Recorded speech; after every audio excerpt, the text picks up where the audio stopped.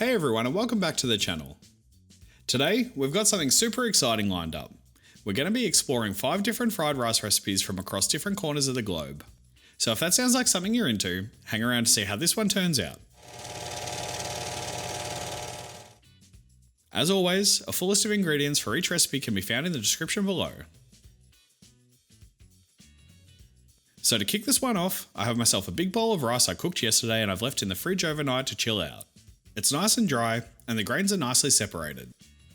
I've used jasmine as it's a bit of an all-rounder when it comes to frying. I know it might not be perfectly traditional with some of these recipes, but my cooking is anything but traditional.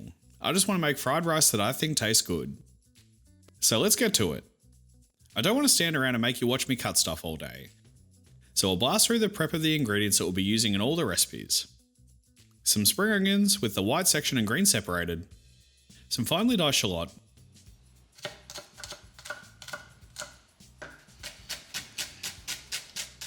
I'll need a brown onion for the adobo, a ridiculous amount of chopped garlic, because everything is better with garlic and we don't want any vampires hanging around in here today. And here I've got myself a little chicken thigh fillet that I'll give a rough dice. And that's all the boring stuff out of the way. Let's get on to our first recipe, the Thai style pineapple fried rice. I'm definitely going to butcher all the names of these recipes today, but I'll try. Khao pad Sapparod is Thai style fried rice, served in a pineapple, and not only does it look like it wants to party, but it also symbolises hospitality and warmth. And pineapple is awesome on pizza, so why can't it work in fried rice? Convince me I'm wrong in the comments below. We just need to quickly scoop out the flesh of the pineapple and give it a bit of a dice, and then we can get to cooking.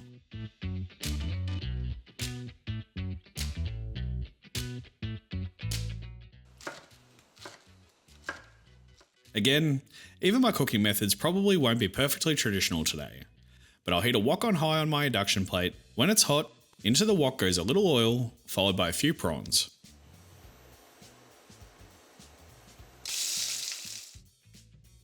I'll give them a quick season and cook them until they're nice and pink, and then they can go onto a plate to hang out while we cook everything else.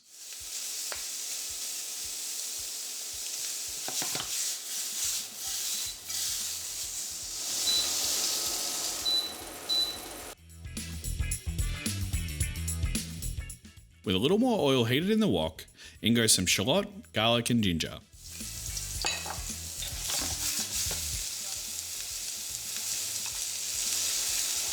I'll give these a quick stir fry until they soften slightly. Then in goes some frozen peas, and the pineapple we scooped out earlier can go in. I should have drained the excess liquid off these ones, but it's okay. I'll just keep it cooking for a few minutes until it reduces to almost nothing.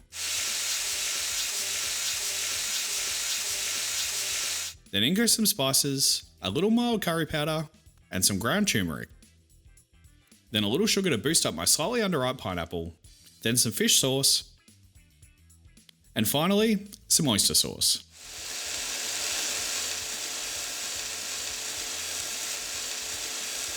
Give it a razzle about to combine. And then in goes our rice.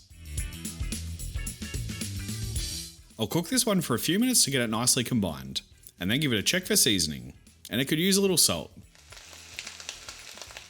When it's all mixed and looking delicious, I'll throw the prawns back in to heat them back up.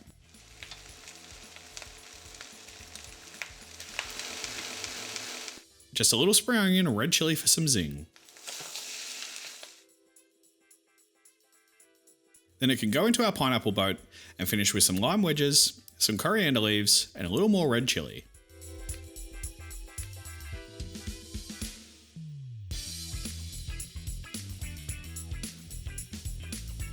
See, I told you pineapple isn't only good on pizza. But that's just the first one. Let's get on to the next recipe, the Korean kimchi fried rice. I don't know if Koreans would normally put kimchi in fried rice or just serve it on the side, but they should. Again, let's heat a wok with a little oil and get it smoking hot.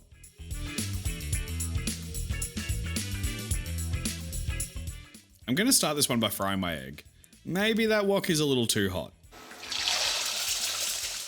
But if I just take it on and off the heat, I'm sure we can get that perfectly crispy bottom without burning it. Smells burnt.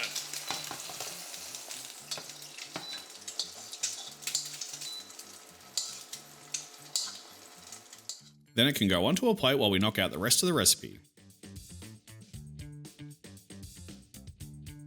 A little more oil, and in goes the kimchi, juice and all. I want to cook this one down until it's caramelised and nice and dry, and then goes in some diced bacon. Another ingredient that's probably pretty far from traditional, but bacon can't be a bad thing, can it? Then into the wok goes some chopped garlic and some white parts of the spring onions. I'll cook this one quickly for about a minute or so, and then in can go some of the king of chili pastes, a little gochujang.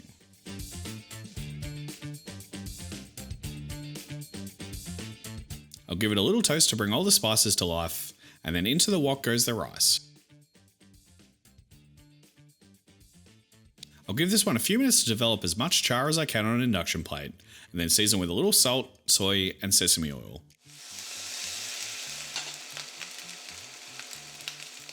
Double check it for seasoning, and hit it with a few green spring onions.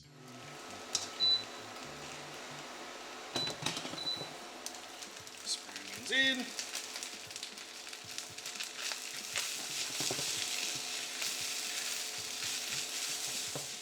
And into a bowl it goes crowned with that perfect fried egg.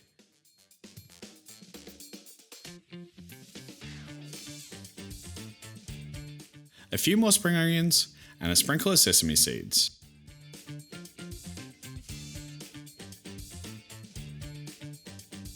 And off to the side it goes while we get onto our next recipe, the Indonesian Nasi Goreng. Nasi Goreng is one of my all-time favourites. I'm going to use a little of my diced chicken thigh in this one, so I'll pop some chicken into a bowl and marinate it with a little fish sauce and spring onion whites. This one is also delicious with tofu if you're looking for something a little closer to vegetarian. I'll leave it to sit for about 15 minutes. For a little freshness on the side, I'll get to wedging a tomato and slicing a cucumber.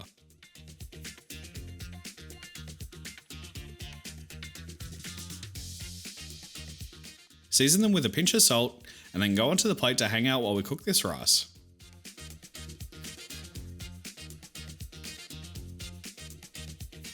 I'm going to start by frying another egg.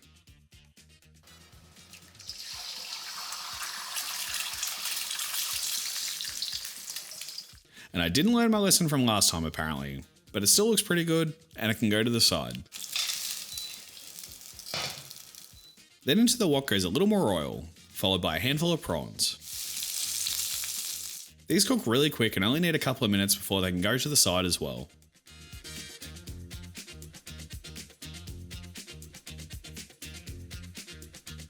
Then into the wok goes the chicken. Give it a sizzle until it's cooked through and nice and caramelised.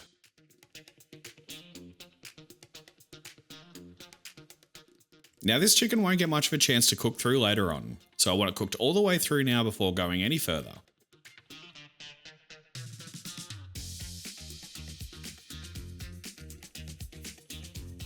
And with that aside, into the wok goes some diced shallot and some garlic.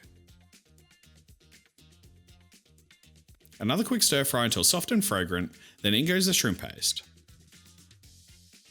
I'm pretty limited with what I can get where I live, but this one is shelf stable and I find it cooks a little more evenly if I reconstitute it with a little water before cooking. Then in goes some sliced red chilli, our ketchup mayonnaise, and who would have guessed it, some rice. Give it all a good mix to combine and continue to stir fry to get the sugars in the sweet soy nice and toasty. Then a quick check for seasoning and the chicken and prawns can go back in. Hit it with a few spring onion greens and this can go onto the plate. Now every picture I see of Nasi Goreng seems to be formed by a bowl, and the easiest way to do this is to pack a bowl nice and tight with rice, then flip the plate upside down on top and flip the entire contraption over. I made my life hard here by putting the cucumber and tomato on the plate first, but I'm brave. Come on, you can do it. And flip. Nailed it. And then on goes our fried egg, fried shallots, and spring onion. And there we go, one more for the record books. And it's time to get on to our fourth rice dish, the Spam fried rice. Spam is awesome. Anything that comes out of a can like that can't be bad. I think this recipe has Hawaiian roots, but surely the format of processed pork in fried rice can probably trace itself back to any culture on earth in some way, shape or form. I'll get this one roughly diced and into a wok on high heat. Now, something I do know about Spam is that it's good from a can, but crispy is so much better. So I want to take the time to make sure it gets nice and brown. And while that's cooking away, I'll whisk a couple of eggs.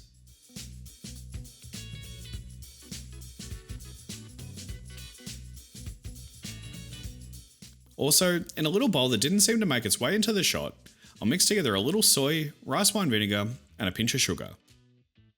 And that Spam looks perfect, so it can go to the side. For something different, I'll heat the wok with a little oil. Then in goes garlic, some diced carrot, a few peas, and I'll cook them down until my frozen peas are thawed and the garlic is nice and soft. I'll push everything to the side and then into the wok goes a beaten egg.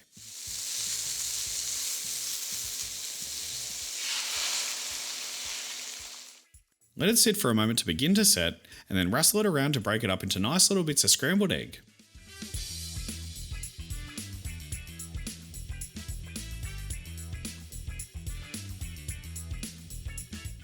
Then into the wok goes the rice, and I'll give it a good stir fry to get it nice and hot, and it can get a little seasoning with our sauce we made earlier.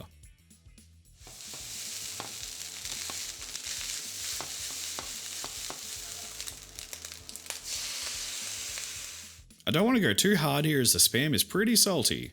According to the can, there is 2 days worth of salt in one can. Back into the rice goes our dream protein, along with some green spring onions.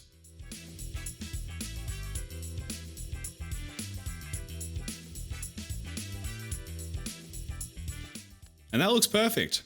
Onto a plate it goes to hang out with a few sesame seeds to be fancy, a little more spring onion, and it can go to the side to hang out while we knock out the last recipe, the Adobo chicken fried rice. Not gonna lie, I've had this one ticking along over the back while I made all the other rice dishes if anyone's happened to notice the pot over the back earlier. But this recipe is a little bit involved and I want it to be organised. So I'll start by marinating my chicken in a little garlic and soy sauce, and this can hang out for about half an hour.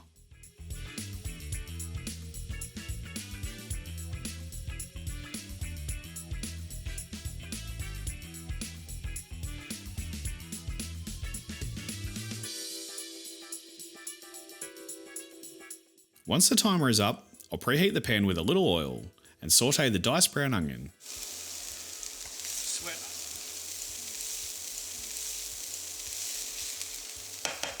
Then into the pan goes the marinated chicken, and I'll fry this one until nicely browned.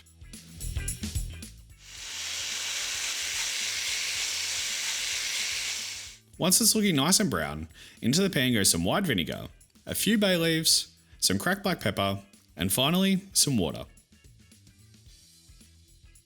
Bring it to a simmer, pop on a lid, and let it simmer for about 30 minutes or until everything looks nice and tender. Alright, that's looking good, so the bay leaves can go out and the brown sugar can come in.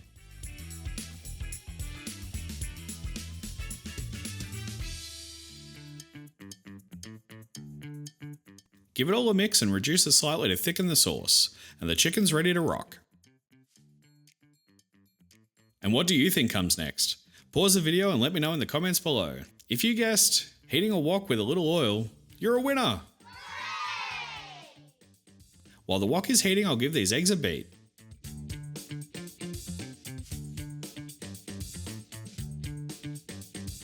And when it's all nice and hot, in goes the eggs to scramble for a minute or so.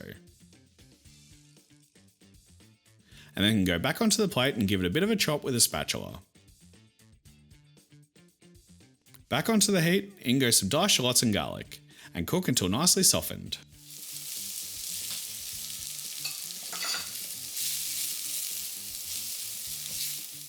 Then in goes the rice, and I'll cook it until it's nice and hot and a little toasty.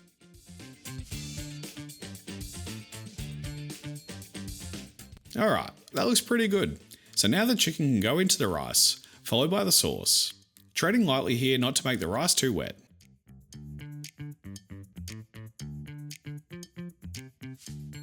And then I can check for seasoning, add a little soy. Not that much soy, but thankfully it's still good. Then in goes a scrambled egg and some green spring onion.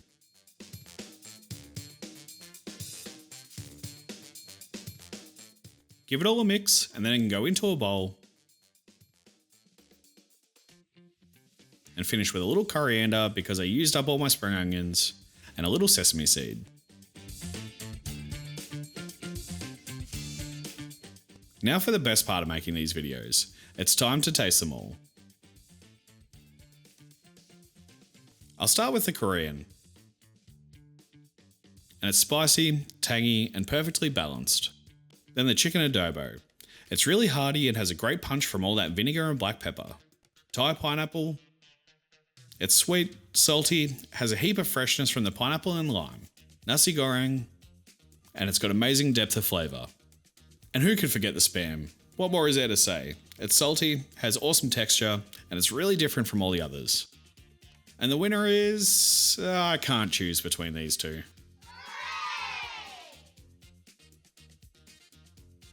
The Korean is really spicy and different to the fried rice I'm used to, and I thought it would be a clear winner. But the old Nasi Goreng is every bit as good. The ketchup mayonnaise is so rich, and the umami from the shrimp paste is amazing. Not to mention this one even comes with a salad. Thanks for hanging around everyone. If you liked the video, please consider giving it a like and subscribing to the channel. See you on the next one!